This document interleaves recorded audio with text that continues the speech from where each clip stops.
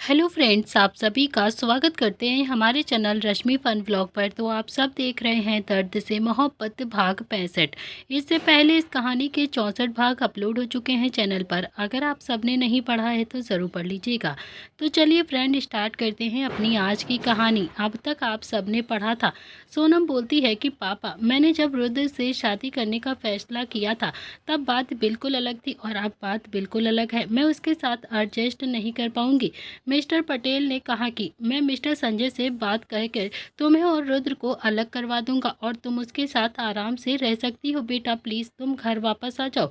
रुद्र तुम्हारे साथ हमारे घर पर ही रहेगा। ये सुनकर तो अब पूरी प्रताप फैमिली काफ़ी ज़्यादा गुस्से से मिस्टर पटेल की तरफ देख रही थी, मगर उनका ध्यान तो अभी अपने फ़ोन पर ही था।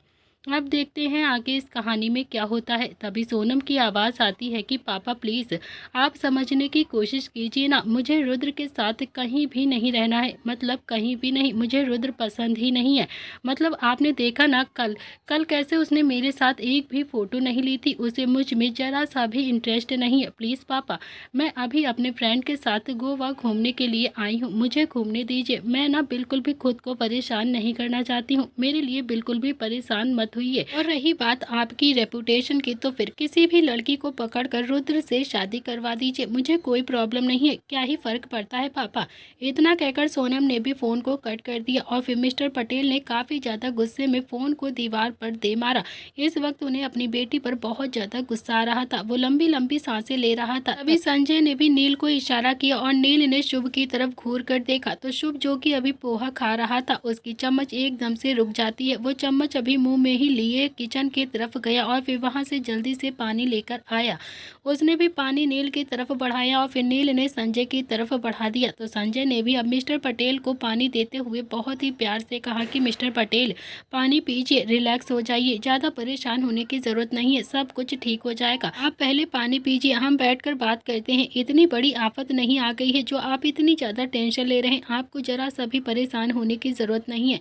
देखिए आपका बीपी बढ़ जाएगा, प्लीज़ पानी पीजिए। मिस्टर पटेल ने भी पानी का गिलास पकड़ लिया और फिर उसमें से 2 घूंट पानी पीकर बोलते हैं कि सही कहते हैं लोग, इंसान कहीं नहीं हारता है लेकिन अपनी औलाद से जरूर हार जाता है, और आज मैं भी अपनी औलाद से हार गया हूँ। इतना कहकर मिस्टर पटेल भी अब सोफे पर कमर लगाकर बैठ गए थे। उन्हें भी समझ में नहीं आ रहा था कि अब वो क्या करें, आगे वो क्या बात करें मिस्टर संजय से। संजय भी मिस्टर पटेल के बोलने का काफी देर से इंतजार कर रहा था कि तभी मिस्टर पटेल ने संजय की तरफ देखते हुए कहा कि क्या आपके पास कोई दूसरा ऑप्शन है। इतने में ही दादी ने कहा कि ऑप्शन तो है लेकिन आप मानेंगे नहीं। मिस्टर पटेल ने भी अब दादी की तरफ देखा तो दादी ने कहा कि देखो, लड़की का इंतजाम तो मैं कर दूंगी, मुझे ना कोई भी प्रॉब्लम नहीं है। मेरे आंखों के सामने है एक लड़की जो सच में बहुत ज़्यादा अच्छी है और बहुत ज़्यादा खूबसूरत भी। हम उसे खुशी खुशी अपने घर की बहू भी बना लेंगे। लेकिन मैंने सुना है कि तुमने कोई डील फाइनल की थी हमारे रुद्र के साथ, तुम वो डील तोड़ोगे तो नहीं? अगर तुम तोड़ दोगे तो हम नहीं करेंगे ये। मिस्टर पटेल ने भी हाथ जोड़कर कहा कि नहीं माँ जी, अब मैं कोई भी डील नहीं तोड़ूंगा। मैं आज के बाद फाइनेंशियली रिलेशन खराब नहीं करूंगा आप लोगों के साथ। आप कुछ भी करके बस मेरी और अपने खानदान की इज्जत को बचा लीजिए। तो संजय बोलता है कि सोच लीजिए मिस्टर पटेल, आप ऐसा ना हो कि कल को सोनम वापस आ जाए और फिर आप फिर से अपना रुतबा और अकड़ दिखाने लगे और फिर से हमें परेशान करने लगे, फाइनेंशियली दिक्कत देने लगे। तभी रुद्र बोलता है कि पापा आप बिल्कुल ठीक कह रहे हैं मिस्टर पटेल, आपने मुझे सोनम से शादी करने के लिए बहुत ज़्यादा मजबूर किया था, लेकिन आपकी खुद की बेटी ही आपकी इज्जत का जनाजा निकाल कर भाग गई है और फिर देखो उसे तो कोई फर्क भी नहीं पड़ रहा है। वो अपने दोस्तों के साथ गोवा में खूब ऐश कर रही है, आपको खबर भी नहीं हुई। रुद्र इस वक्त काफ़ी ज़्यादा गुस्से में मिस्टर पटेल की तरफ ही देख रहा था और फिर रुद्र को वो पल एकदम से याद आ रहा था कि जब मिस्टर पटेल ने उसे घुमा फिरा कर ब्लैकमेल करने की कोशिश करी थी और फिर अपनी अकड़ उसे दिखा रहे थे। रुद्र के पास कोई भी ऑप्शन नहीं था तब, इसीलिए उसने भी सोनम से शादी करने के लिए हाँ कर दी थी। लेकिन अब पूरी की पूरी बाजी रुद्र के हाथ में आ चुकी थी। रुद्र बोलता है कि अब कुछ भी कहेंगे नहीं मिस्टर पटेल आप। तो मिस्टर पटेल ने भी हाथ जोड़कर कहा कि मैं अपनी गलती मानता हूँ। फिर उसने संजय की तरफ देखा और कहा कि मिस्टर प्रताप, आपकी जितनी अच्छी किस्मत नहीं है मेरी, सच में मेरी किस्मत बहुत ही ज़्यादा ख़राब है। मेरी एक बेटी है, उसकी माँ के जाने के बाद मैंने दूसरी शादी भी नहीं करी, ये सोच कर कि सोनम को दूसरी माँ सौतेला व्यवहार करेगी इसी वजह से। लेकिन मुझे नहीं पता था कि सोनम आज मेरी ही इज्जत को ऐसे दांव पर लगा कर भाग जाएगी और मुझे इस तरह से सबके सामने शर्मिंदा कर देगी। मैं बस हाथ जोड़ सकता हूँ आप लोगों के और इतना कह सकता हूँ कि मेरे और आपके बीच जो फाइनेंशियली रिलेशन है वो कभी भी खराब नहीं होंगे। मैं कुछ भी नहीं करूँगा ऐसा जिससे आपको जरा सा भी दुख हो, चाहे कुछ भी हो जाए। संजय कुछ कहता उससे पहले ही नील ने कहा कि हम कैसे माने मिस्टर पटेल की जो बात आप अब बोल रहे हो वो बाद में भी ऐसे ही कायम रहेगी। मुझे नहीं विश्वास हो रहा है कि आप अपनी बात पर ऐसे ही कायम रह सकते हैं। हो सकता है कि सोनम वापस आ जाए और फिर आपके अंदर जो पिता का प्यार है वो दोबारा से जाग जाए और फिर आप दोबारा से हमारे साथ फाइनेंशियली रिलेशन ख़राब करने की कोशिश करें। इसीलिए मुझे थोड़ा सा डाउट है आपकी बातों पर। मिस्टर पटेल ने कहा कि मैं अभी एक एग्रीमेंट बनवा देता हूँ। रुद्र और नील दोनों के चेहरे पर एक बड़ी सी मुस्कुराहट आ गई थी।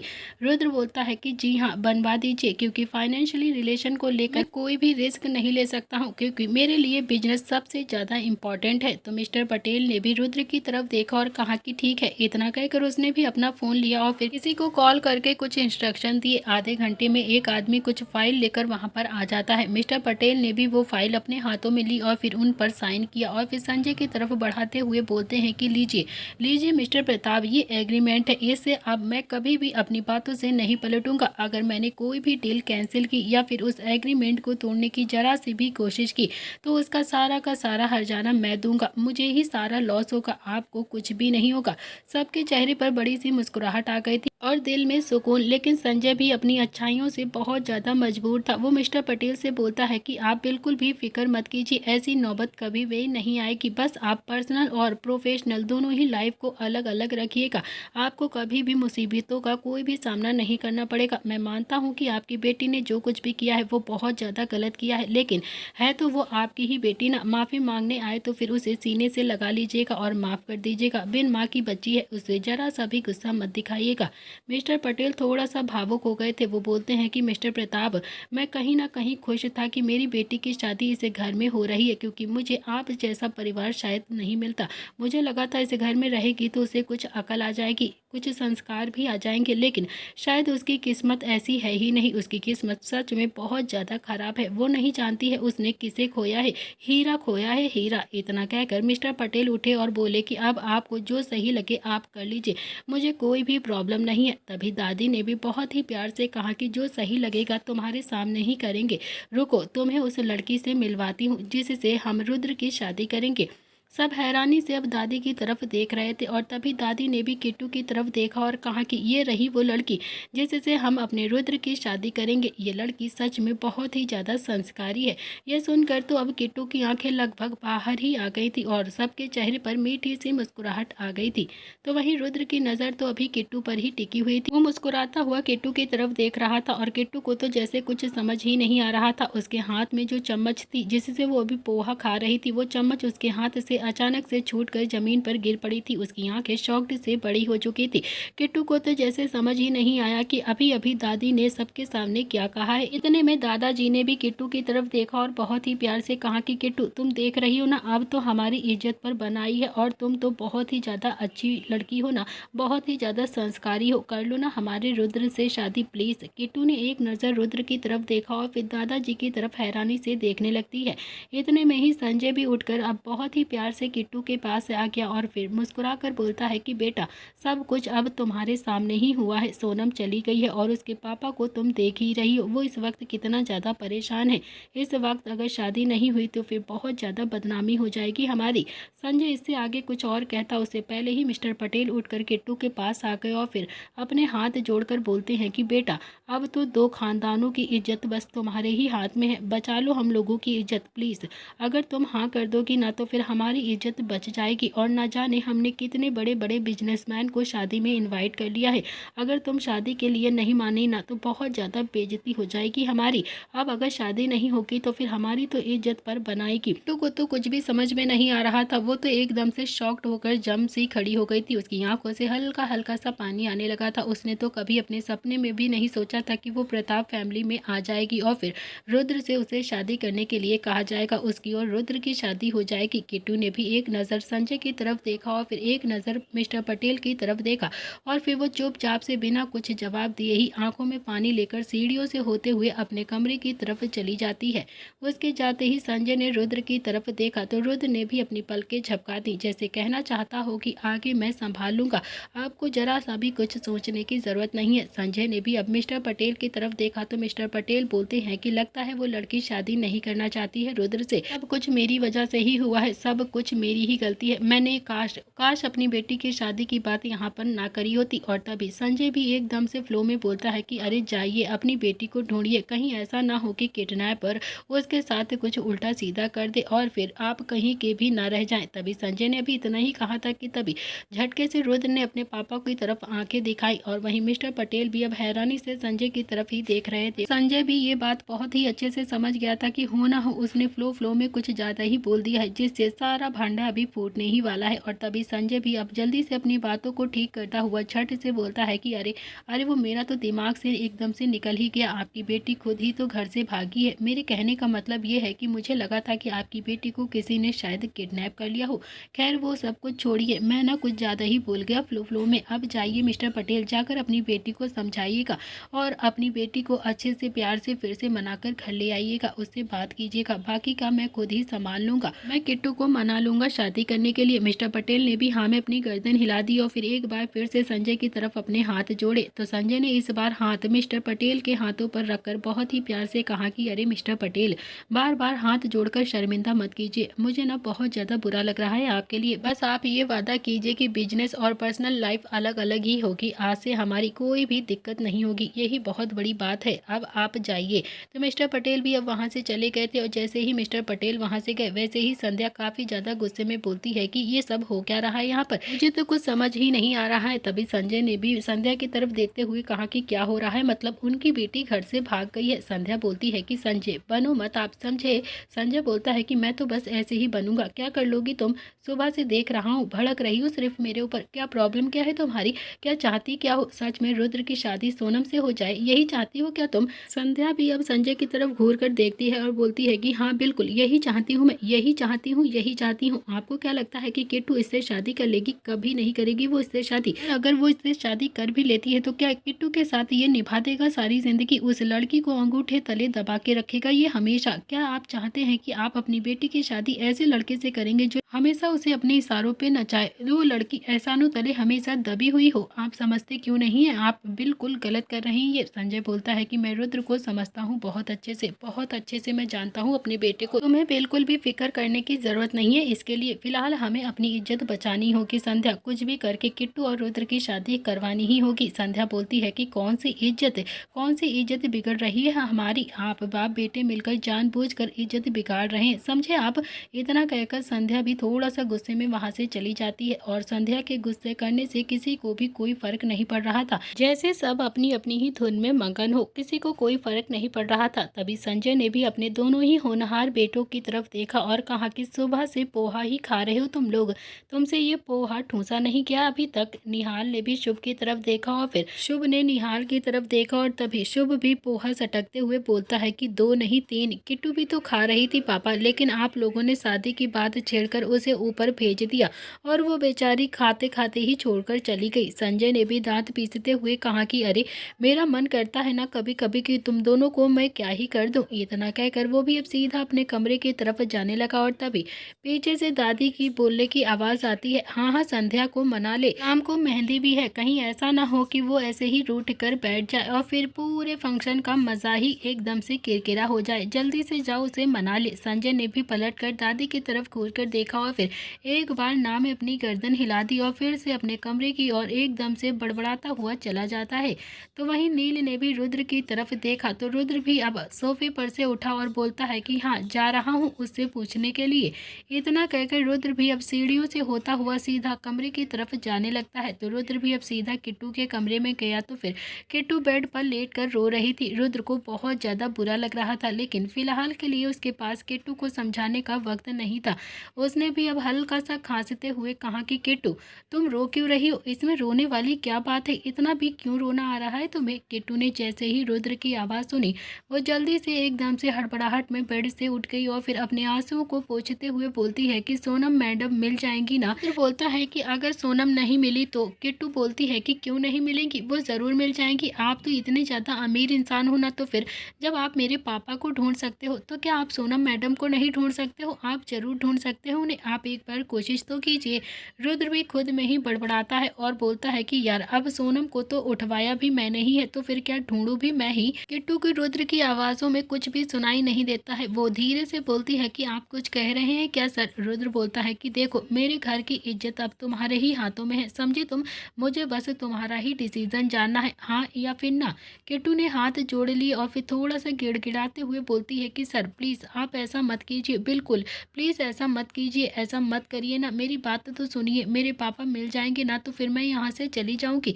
मैं बस यहाँ पर इसीलिए ही हूँ कि आप मेरे पापा को ढूंढ देंगे। मुझे अभी पढ़ाई करनी है, बहुत सारी पढ़ाई करनी है, बहुत सारी सहेलियाँ बनानी है मुझे, उनके साथ शॉपिंग करना है, मूवी देखने जाना है, अच्छे अच्छे कपड़े पहनने हैं मुझे, थोड़ी सी आज़ादी के दिन जीने हैं मुझे अपनी लाइफ खुल के जीनी है। और ये सब कुछ तभी होगा जब मेरे पापा मुझे मिल जाएंगे, और आपसे शादी करके तो मैं आपकी कैद में आ जाऊंगी ना हमेशा के लिए। मुझे कैद मत कीजिए, प्लीज़ प्लीज़ मुझे कैद मत कीजिए सर, मेरे पापा को ढूंढ दीजिए और फिर मैं यहाँ से चली जाऊँगी। रुद्र तो हैरानी से बस किट्टू की तरफ ही देख रहा था। वो बोलता है कि मुझसे शादी करने के बाद तुम ऐसे ही लाइफ जियोगी, मैं ना बिल्कुल तुम्हें ऐसी ही लाइफ दूंगा। किट्टू ने हाथ जोड़कर ना में गर्दन हिलाते हुए कहा कि नहीं सर, मुझे आपसे बहुत ही ज़्यादा डर लगता है, आप थोड़ा सा भी डांटेंगे तो फिर मैं सब कुछ छोड़ छाड़ दूंगी। आपने मेरी पढ़ाई भी छुड़वा दी है, प्लीज़ प्लीज़ मुझसे शादी मत कीजिए सर, मैं आपसे शादी नहीं कर सकती हूँ, प्लीज़ मुझे माफ़ कर दीजिए। रुद्र बोलता है कि देखो, मैं तुमसे खुशी में शादी नहीं कर रहा हूँ, तुमने देखा ना, पापा भी तुम्हारे सामने हाथ जोड़कर तुमसे हेल्प मांग रहे थे, तुम्हारी हेल्प की ज़रूरत है मेरे पापा को, और ऐसा नहीं है कि मैं तुमसे शादी करूंगा तो तुम हमेशा के लिए इस घर में कैद हो जाओगी, तुम कुछ भी नहीं कर पाओगी। शादी कर लेते हैं और फिर उसके बाद जब तुम्हारे पापा मिलेंगे ना तो फिर तुम आराम से मुझे बिना किसी हिचकिचाहट के डाइवोर्स देकर जा सकती हो, मैं तुम्हें कुछ भी नहीं बोलूँगा, तुम हमेशा के लिए मुझसे दूर हो जाओगे जब तुम्हारे पापा आ जाएंगे। तो किट्टू हैरानी से रुद्र की तरफ देख रही थी। वो बोलती है कि आपको शादी मजाक लगता है क्या? आप अग्नि के सामने मुझसे फेरे लेंगे, अग्नि को साक्षी मानकर मुझे मंगलसूत्र पहनाएंगे, मेरी मांगों को भरेंगे, और ये सब कुछ आपको सिर्फ मजाक लगता है? आपको ऐसा लगता है कि शादी करके उसे छोड़ देंगे? शादी कर लो और फिर उसके बाद डाइवोर्स देकर हमेशा के लिए चली जाना, ये क्या बोल रहे हैं आप समझते क्यों नहीं? आपके लिए मजाक होगा शादी, मगर मेरे लिए नहीं। प्लीज सर, आप अपने पापा को मना कर दीजिए ना इस शादी के लिए, आपकी फैमिली तो आपकी बात बहुत अच्छे से मान लेगी, प्लीज सर प्लीज मना कर दीजिए। रुद्र हैरानी से बस किट्टू की तरफ ही देख रहा था। इतना खुश रुद्र हो रहा था, उतना ही ज्यादा दुखी किट्टू हो रही थी। रुद्र के मन में तो अब किट्टू को लेकर बहुत ज़्यादा फीलिंग्स भी आ गई थी। कहीं ना कहीं वो एक्सेप्ट भी कर चुका था कि किट्टू उसके लिए बहुत ज़्यादा अच्छी लाइफ पार्टनर साबित होगी, और वो कहीं ना कहीं उसे पसंद भी करने लगा था। लेकिन किट्टू के मन में रुद्र को लेकर कुछ भी नहीं था, सिवाय डर के। उसके मन में रुद्र के प्रति कोई और फीलिंग्स नहीं थी जिसे वो महसूस तक करती। किट्टू को ऐसे गिड़गिड़ाता हुआ देखकर रुद्र को भी बहुत ज़्यादा बुरा लग रहा था, लेकिन कुछ मामलों में रुद्र बहुत ही ज़्यादा कच्चा था। उसे किट्टू के दिल में जगह बनाने ही नहीं आई। उसने अपने लिए किट्टू के दिल में जरा सी भी जगह नहीं बनाई, जिस वजह से किट्टू ये शादी नहीं करना चाहती थी। किट्टू एक बार फिर से बोलती है कि आपसे झूठ नहीं बोलूँगी सर, लेकिन मेरे भी अपने खुद के कुछ सपने हैं जो मैंने आज तक नहीं जिए हैं। एक बार मेरे पापा मुझे मिल जाएंगे ना तो फिर मैं भी अपनी खुलकर ज़िंदगी को जीऊँगी। मैं भी नॉर्मल लड़कियों की तरह ही अपने पापा के पैर से बहुत ज़्यादा खर्च करूँगी। फिर जब वो मुझसे शादी के बारे में बात करेंगे ना तो फिर मैं भी नॉर्मल लड़कियों की तरह ही सीधा मना कर दूँगी। मुझे मुझे भी प्यार करना है, किसी लड़के के साथ डेट पर जाना है, उसके साथ घूमना है, मूवी देखना है, लेकिन ये सब कुछ मैं तब ही करूँगी जब मेरे पापा होंगे मेरे साथ, ताकि मेरा दिल भी टूट जाए तो फिर मेरे पापा मुझे संभालने के लिए मेरे साथ में खड़े हों। मुझे आपसे शादी नहीं करनी है सर, प्लीज़ अगर आप मेरे पापा को नहीं ढूंढना चाहते हैं तो फिर मत ढूंढिए आप। मैं अपनी माँ को लेकर यहाँ से अभी के अभी चली जाऊँगी, लेकिन मुझसे ये पाप मत करवाइए, बहुत बड़ा पाप है ये, मैं ये पाप नहीं कर सकती हूँ। इतना कहकर वो रोते रोते अब घुटनों के बल रुद्र के सामने ही बैठ गई थी।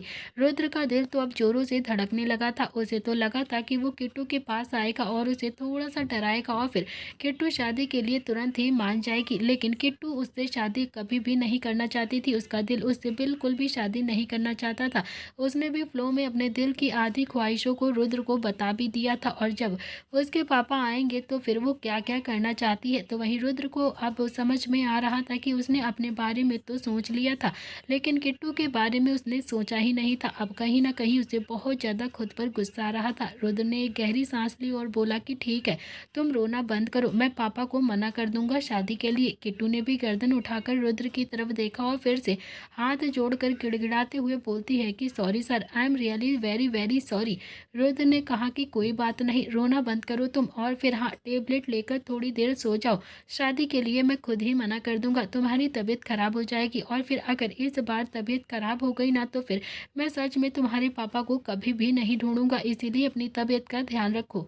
किट्टू ने भी हाँ में अपनी गर्दन हिला दी और फिर रुद्र किट्टू के पास गया, और तब तक किट्टू उठ चुकी थी। रुद्र ने भी किट्टू के आंसुओं को प्यार से पोंछा और फिर बिना कुछ बोले उसे अपने गले लगा लिया। किट्टू के आंसू अब और भी ज़्यादा निकल गए थे। उसने भी अपना सिर रुद्र के सीने पर रखा और फिर रुद्र ने भी ना चाहते हुए भी हल्का सा झुककर किट्टी के बालों को चूम लिया और फिर उसकी कमर को हल्का हल्का सा रब करता हुआ बहुत ही प्यारे से और शांत लहजे में कहा कि शांत हो जाओ, रोने की ज़रूरत नहीं है तुम्हें, अगर तुम ये शादी नहीं करना चाहती हो ना तो फिर ठीक है, ये शादी नहीं होगी, लेकिन तुम शांत हो जाओ प्लीज़। देखो, रोना बंद कर दो, मैं तुम्हें रोता हुआ नहीं देख सकता हूँ। अगर तुम्हारे पापा आएंगे तो क्या तुम उनके सामने ऐसे ही जाओगी रोती हुई? किट्टू ने हैरानी से गर्दन उठाकर रुद्र की तरफ देखा तो रुद्र बोलता है कि नहीं ना, अपने पापा के सामने ऐसे नहीं जाना चाहती हो ना तो फिर चुपचाप से जल्दी से रोना बंद कर दो। किट्टू बोलती है कि मेरे पापा को आपने ढूंढ लिया है ना? रुद्र ने हाँ में अपनी गर्दन हिलाई और फिर बोला कि हाँ, और मैंने उन्हें शादी में इनवाइट भी किया था, पर कोई बात नहीं, तुम फिक्र मत करो, मैं तुम्हें शादी करने के लिए बिल्कुल भी फोर्स नहीं करूँगा, क्योंकि तुम्हारी मर्जी के खिलाफ मैं तुमसे शादी वैसे भी नहीं करूँगा। इतना कहकर रुद्र भी अब किट्टू को लेकर सोफे पर आकर बैठ गया था और फिर उसने भी किट्टू को बड़े से सोफे पर आराम से बैठा दिया और फिर उसे पानी का गिलास देते हुए बहुत ही प्यार से कहा कि लो पानी पियो और एकदम से शांत हो जाओ, टेंशन बिल्कुल भी मत लो। किट्टू ने भी पानी का गिलास लिया और फिर एक घूंट पानी पिया और बोलती है कि आप कहना क्या चाहते हैं, आपने उन्हें अपनी शादी पर बुलाया था क्या? रुद्र बोलता है कि हाँ, बुलाया तो था मैंने उन्हें अपनी शादी पर, लेकिन अब जब ये शादी ही नहीं होगी तो फिर वो कैसे आएंगे? तुम इतनी ज़्यादा टेंशन मत लो, पानी पी लो और आराम करो, वरना तुम्हारी तबीयत बहुत ज़्यादा खराब हो जाएगी और मैं बिल्कुल भी नहीं चाहता हूँ कि तुम्हारी अब जरा सी भी तबीयत खराब हो। किट्टू बोलती है कि मतलब अब वो नहीं आएंगे? रुद्र बोलता है कि तुम जानती हो कौन हो तुम? नरेन पुरोहित की बेटी हो तुम। किट्टू बोलती है कि नरेन पुरोहित मेरे पापा, वो बहुत बड़े आदमी है ना? रुद्र ने हाँ में अपनी गर्दन हिलाते हुए कहा कि हाँ, बहुत बड़े आदमी है, वो बहुत ज़्यादा अमीर भी हैं। किट्टू बोलती है कि सच में मेरे पापा बहुत ज़्यादा अमीर हैं, आपसे भी ज़्यादा अमीर? रुद्र बोलता है कि अरे, मुझसे तो दुगने ही अमीर हैं तुम्हारे पापा, तुम नहीं जानती हो, मुझसे अपॉइंटमेंट लेने के लिए तो सिर्फ और सिर्फ 1 ही महीने का वेट करना पड़ता है, लेकिन तुम्हारे पापा से अपॉइंटमेंट लेने के लिए तो साल लग जाता है, पूरा 1 साल वेट करना पड़ता है, तब जाके उनसे मिलने के लिए अपॉइंटमेंट मिलता है। बहुत मुश्किल से उन्होंने हमारी शादी का इन्विटेशन एक्सेप्ट किया है। किट्टू बोलती है कि हमारी शादी? रुद्र ने भी अपनी बातों को सही करते हुए कहा कि अरे, मेरे कहने का मतलब है कि मेरी शादी का इन्विटेशन, इसीलिए तो बोल रहा हूँ तुम्हें। वो किसी भी पार्टी में नहीं जाते हैं, जाते ही क्या, बस उसी पार्टी में जाते हैं जो उनके लिए सबसे ज़्यादा इम्पॉर्टेंट होती है, लेकिन मैंने बहुत ही मुश्किल से उन्हें यहाँ पर आने के लिए कन्विंस किया लिया था। वो मुंबई में रहते हैं ना, लेकिन मैंने उन्हें जैसे तैसे राजस्थान आने के लिए मना लिया था और वो मेरी शादी में आने के लिए मान गए थे। किट्टू बोलती है कि आपने उन्हें बताया ना कि मैं उनकी बेटी हूँ और मम्मी उनका इंतज़ार कर रही हैं? रुद्र बोलता है कि मैं उनसे मिला नहीं हूँ, मैंने उन्हें बस मेल किया था और उन्होंने भी मेल पर ही मुझे जवाब दिया था। आमने सामने बैठूंगा तभी तो तुम्हारे बारे में बताऊंगा ना उन्हें। उन्हें अभी तुम्हारी माँ के बारे में और तुम्हारे बारे में कुछ नहीं पता है। केटू हैरानी से रुद्र की तरफ ही देख रही थी। फिर वो बोलती है कि आपके पास पापा का फ़ोन नंबर नहीं है क्या? रुद्र बोलता है कि मैंने कहा ना, तुम्हारे पापा बहुत ज़्यादा अमीर हैं, छोटे मोटे बिजनेसमैन से वो नहीं मिलते हैं और मैं उनके सामने बहुत ज़्यादा छोटा हूँ, पर वो फिर भी राजस्थान आने के लिए तैयार हो गए हैं। लेकिन अब क्या ही कर सकते हैं, अब तो शादी ही नहीं हो रही है ना, तो फिर वो कैसे आएंगे, क्योंकि जब शादी होती तभी तो वो यहाँ पर आएंगे। केटू बोलती है कि आप सोनम मैडम को ढूंढिए ना, जल्दी से जल्दी उन्हें ढूंढ लीजिए, वो मिल जाएंगी और फिर आप उनसे शादी कर लेना, वो इससे मेरे पापा भी यहाँ पर आ जाएंगे। रुद्र बोलता है कि किट्टू, ये सब कुछ इतना आसान नहीं है जितना कि तुम समझ रही हो। सोनम को ढूंढना बहुत ज़्यादा मुश्किल है, क्योंकि ढूंढते तो उसे है ना जो किडनैप हुआ होता है, लेकिन सोनम तो खुद ही भाग गई है मुझसे शादी तोड़कर। वो मुझसे शादी ही नहीं करना चाहती है। जब वो मुझसे शादी ही नहीं करना चाहती है तो फिर मैं उससे ज़बरदस्ती तो शादी नहीं कर सकता हूँ ना। अगर वो मिल भी जाएगी और फिर वो शादी के लिए मना कर देगी, जैसे तुम मुझसे शादी नहीं करना चाहती हो, मैं तुम्हारे साथ ज़बरदस्ती तो नहीं कर सकता हूँ ना। तुम बिल्कुल भी फिक्र मत करो, मैं कोई और सोल्यूशन निकाल लूँगा, तुम उसके लिए बिल्कुल चिंता मत करो। लेकिन तुम्हें थोड़ा सा वेट करना पड़ेगा फिर, क्योंकि मिस्टर नरेंद्र पुरोहित से अपॉइंटमेंट लेना बहुत ज़्यादा मुश्किल है और उनका फ़ोन नंबर भी मिलना बहुत ज़्यादा मुश्किल है। अच्छा खासा वो मेरी शादी में आ जाते और हम सब उनसे मिल लेते, लेकिन अब क्या ही कर सकते हैं, क्योंकि अब तुम तो मुझसे शादी करना ही नहीं चाहती हो। किट्टू अभी रुद्र की तरफ ही देख रही थी और फिर रुद्र जो अपने बिजनेस माइंड का इस्तेमाल करते हुए किट्टू का ब्रेन वॉश कर रहा था। कुछ सोचकर किट्टू ने भी अब रुद्र की तरफ देखते हुए हड़बड़ी में कहा कि मैं शादी के लिए तैयार हूँ, लेकिन सच में पापा आएंगे ना हमारी शादी में? मुझे मेरे पापा मिल जाएंगे ना? रुद्र बोलता है कि अरे तुम्हें प्रेशर लेने की ज़रूरत नहीं है, मैं तुम्हें वैसे ही तुम्हारे पापा से मिलवा दूंगा। मैंने तुमसे वादा किया है ना, तो फिर मैं अपना वादा ज़रूर निभाऊंगा, तुम्हारे पापा से ज़रूर मिलवाऊंगा तुम्हें शादी करने की ज़रूरत नहीं है। किट्टू बोलती है कि अरे नहीं नहीं, मैं कर लूँगी शादी, मुझे कोई प्रॉब्लम नहीं है।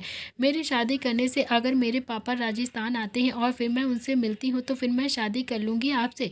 रुद्र बोलता है कि पक्का, लेकिन अभी तो तुम कह रही थी ना कि तुम शादी नहीं करना चाहती हो। तो किट्टू बोलती है कि अरे नहीं नहीं सर, मेरे मम्मी पापा मिल जाएंगे ना, तो फिर मुझे इससे ज़्यादा कुछ भी नहीं चाहिए, मैं खुशी खुशी आपसे शादी कर लूँगी, मैं शादी करने के लिए बिल्कुल तैयार हूँ। रुद्र के चेहरे पर बड़ी सी मुस्कुराहट आ गई, लेकिन अगले ही पल वो मुस्कुराहट गायब भी हो गई थी जब किट्टू ने कहा कि और आप ही ने तो कहा था ना कि शादी के बाद आप मुझे डाइवोर्स दे देंगे, तो फिर मैं शादी के लिए रेडी हूँ, मुझे ना कोई भी प्रॉब्लम नहीं है इस शादी से। रुद्र ने भी अब एक गहरी सांस ली और फिर बोलता है कि किट्टू, तुम्हारे पास आज रात का ही वक्त है, तुम अच्छे से सोच समझ कर ही बताना मुझे। किट्टू बोलती है कि मैंने बहुत अच्छे से सोच लिया है सर, मैं ये शादी करूँगी, लेकिन पापा आएंगे ना शादी में?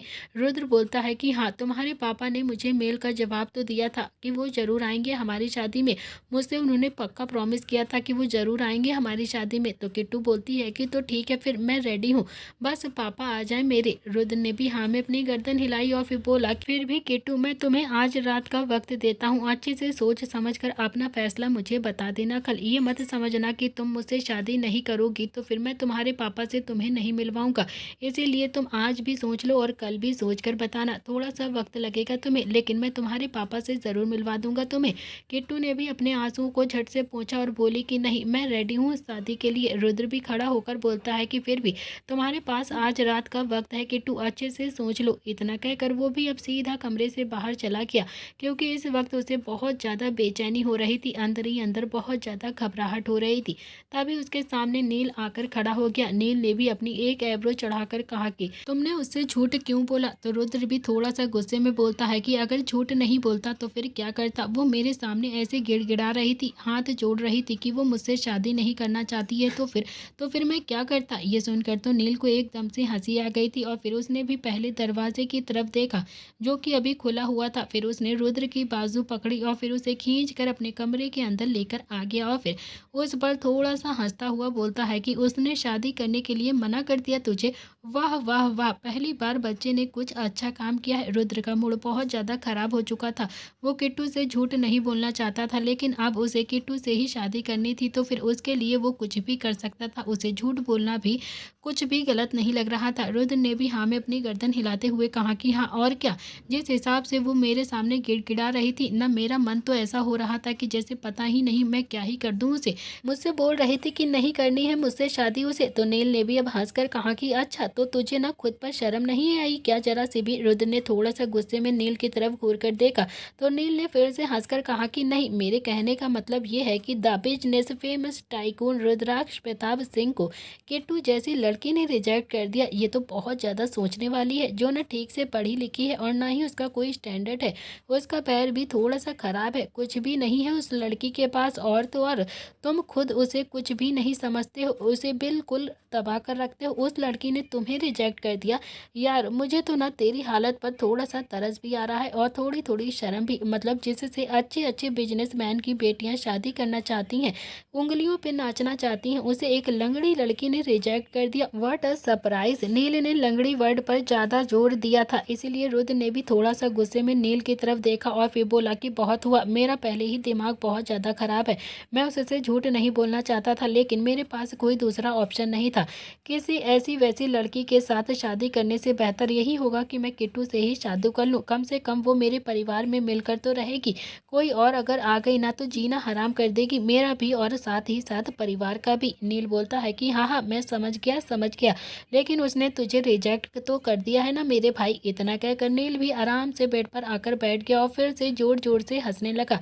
रुद्र को नील की हंसी एकदम से चुभ रही थी। वाकई उसका ईगो कहीं ना कहीं हर्ट हो गया था कि किट्टू जैसी लड़की ने उसे रिजेक्ट कर दिया है, वो भी उसके मुंह पर। और शायद यही तो रीजन था कि रुद्र किट्टू की तरफ एकदम से खींचता था, क्योंकि किट्टू रुद्र के पैसों में बिल्कुल भी इंटरेस्ट नहीं दिखाती थी। कुछ देर तक तो अब नील ऐसे ही हंसता रहता है और फिर रुद्र आकर नील के पास में ही गुस्से से मुंह फुलाकर बैठ गया था, लेकिन नील की हंसी तो जैसे आज कंट्रोल ही नहीं हो रही थी। रुद्र ने भी गुस्से से आखिरकार नील की कमर पर 2-3 हाथ मारे और गुस्से से बोलता है कि बस बस कर दे यार, बहुत हो गया है तेरा, क्यों इतना ज्यादा दांत फाड़ रहा है तू? नील बोलता है कि हाँ हाँ ठीक है और नहीं हंसता हूँ बस, लेकिन तुझे रिजेक्ट कर दिया है किट्टू ने। इतना कहकर नील अब और भी तेज फिर से जोर जोर से हंसने लगा। कुछ देर तक तो अब नील ऐसे ही हंसता रहता है और फिर आखिरकार उसने भी अपनी हंसी को जैसे तैसे कंट्रोल किया और फिर बेड पर आराम से पैर लटकाकर लेट गया और फिर रुद्र भी उसके पास में ही ऐसे ही लेट गया था। नील बोलता है कि सोनम कहाँ है? तो रुद्र बोलता है कि मुझे क्या पता कहाँ पर है वो। नील ने कहा कि अरे बता तो दे यार कहाँ पर है, कहीं ऐसा ना हो कि तेरे और किट्टू की शादी में ही आकर पहुँच जाए। तो रुद्र बोलता है कि नहीं नहीं, वो नहीं पहुँचेगी हमारी शादी में। नील ने कहा कि मगर फिर भी अगर गलती से भी पहुँच गई तो फिर तू बताना मुझे कहाँ पर है सोनम। रुद्र बोलता है कि जहाँ कहीं भी है सेफ है वो, शादी होते ही उसे आज़ाद कर दूंगा मैं। नील बोलता है कि और मिस्टर पटेल को फ़ोन किसने किया था? रुद्र बोलता है कि वो सबको छोड़ो, मेरा दिमाग पहले से ही बहुत ज़्यादा खराब हो रहा है। तो नील ने फिर से कहा कि क्यों अपनी मनमानी करता है तू? हमेशा तो अपनी मनमानी ही करता है, उसके बाद भी तेरा दिमाग ऐसे ही खराब हो रहा है। देख रुद्र, मैं तुझे अभी भी कह रहा हूँ, वो लड़की बहुत ज़्यादा अच्छी है, उसे दिल से अपना ले, उसे प्यार करेगा ना तो फिर तुझे कभी भी छोड़कर नहीं जाएगी वो। उसे भी तो प्यार की कितनी ज़्यादा ज़रूरत है, उसने तो कभी प्यार महसूस भी नहीं किया है। नील ने जब ये बात कही तो रुद्र के कानों में वो शब्द एकदम से गूंजने लगे थे जो कि अभी किट्टू ने रुद्र से कहे थे कि जब उसके पापा आएंगे तो फिर वो क्या क्या करेगी अपनी लाइफ में। अपनी डेट तक के बारे में किट्टू सोच कर बैठी हुई थी। इतना कुछ किट्टू ने इकट्ठा किया हुआ था अपने मन में, और जब उसके पापा आएंगे तो फिर ये सब कुछ वो करेगी। और फिर यही सब कुछ याद करके रुद्र को बिल्कुल भी अच्छा नहीं लग रहा था। और तभी नील फिर से बोलता है कि तू सुन भी रहा है ना कि मैं क्या कह रहा हूँ? मैं कह रहा हूँ कि तू उसे अगर प्यार से ट्रीट करेगा ना तो फिर वो तेरे साथ भी बहुत ही अच्छे से अपनी ज़िंदगी को गुजारेगी। इनफैक्ट तुझे बहुत ज़्यादा प्यार भी करेगी। लेकिन तुझे भी तो कोई सीधी सादी ही लड़की हैंडल कर सकती है ना, क्योंकि चंट चालाक तो तेरे सामने टिक ही नहीं सकती है। रुद्र ने भी अब कुछ भी नहीं कहा था तो नील फिर से बोलता है कि अच्छा ठीक है चल, वो सब कुछ छोड़, ये बता कि सच में किट्टू के पापा शादी में आएंगे क्या?